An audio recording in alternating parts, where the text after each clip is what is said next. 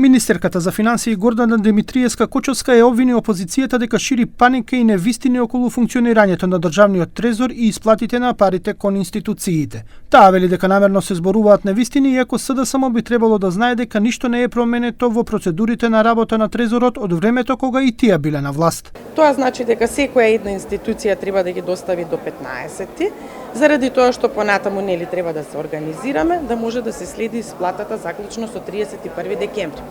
Тука морам да напоменам неколку работи кои што не сум ги вовела јас како министер за финансии, туку постојат од минатото.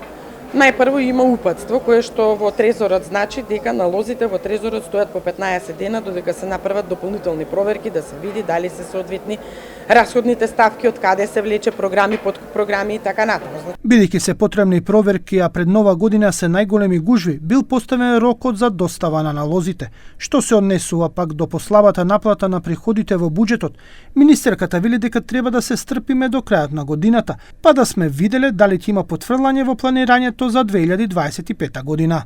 Пред неколку дена слушнавме една хистерична изјава дека 60 милиарди нема да се наплатат. Денес бидете заклучно со петокот ќе видите дека не е така. Првен ќе видите дека 315 милиарди денари до овој момент се наплатени, при тоа кажувам даночните календари како одат. Таа вели дека до 10 во месецот се собира данокот на добивка, до 15 за личен доход, а до 25 во месецот данокот на додадена вредност.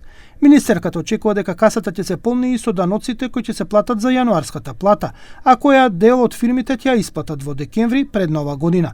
Исто така Димитриевска-Кочовска истакна дека буџетот е ликвиден и дека нема ништо спорно од заемот од 30 милиони евра од една од комерцијалните банки. Таа исто така е исклучително задоволна од тоа што граѓаните купија државни обврзници во висина од 33 милиони евра. Инаку во изминатите неколку дена СДСМ обвинуваше дека приходите во буџетот се многу слаби, не достига 1 милиарда евра и дека на 15 декември, односно денеска, трезорот ќе биде заклучен.